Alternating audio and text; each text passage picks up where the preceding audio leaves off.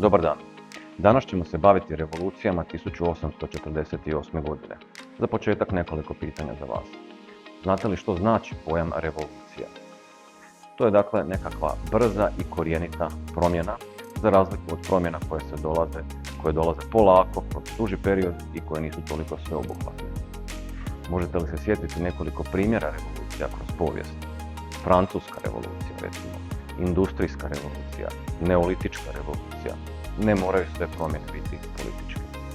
I znate li što se dogodilo u revolucijama 1848. godine? Ako ne znate, saznat ćete danas na primjeru jedne države. Kontekst. Godine 1848. u cijeloj su Europi izbile revolucije. Mi danas ne možemo razmatrati sve revolucije, pa ćemo uzeti jedan primjer hrvatskih zemalja.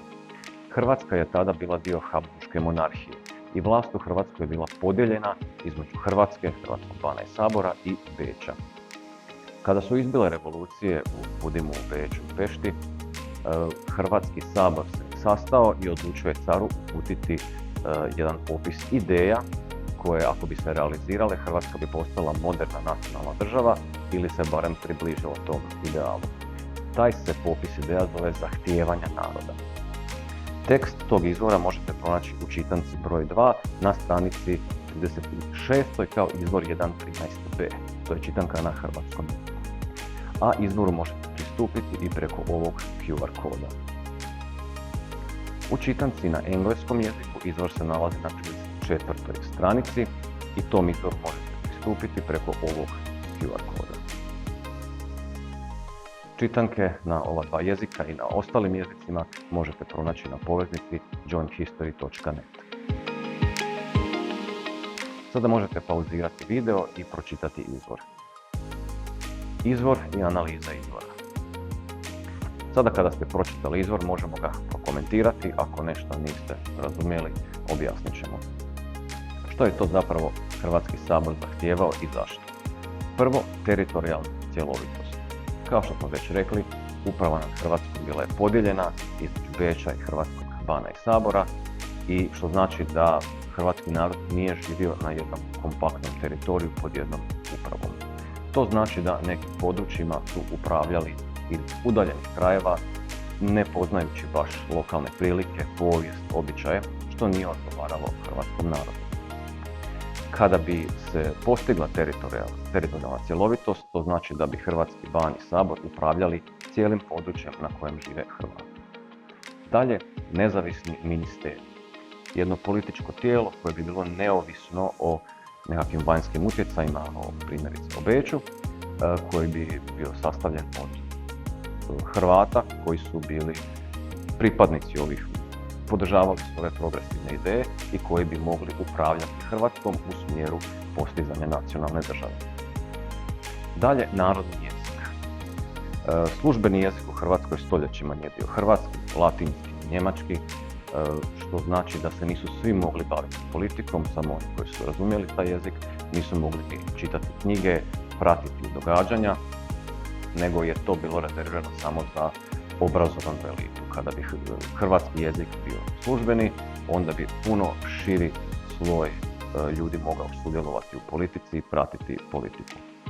Zahtijevali su i osnivanje sveučilišta u Zagrebu. Sveučilište kao jedna visoko obrazovna institucija bi zapravo stvarala obrazovan kadar koji bi mogao sudjelovati u političkom životu, koji bi bio upoznat sa hrvatskom kulturom, hrvatskom tradicijom i koji bi mogao puno bolje, budući da razumije lokalne prilike, upravljati državom. Slobodu štampe, vjere, učenja i govora. Da bismo imali pravu situaciju u kojoj možemo slobodno komentirati politiku, a time i sudjelovati u politici, moramo imati slobodu izražavanja, moramo moći pisati članke, izdavati knjige bez straha od kazni. Što je bilo slučaj prije toga, dakle vlast cara se nije smjelo baš tako otvoreno kritizirati jer bi slijedile kazne. I ukidanje staleža.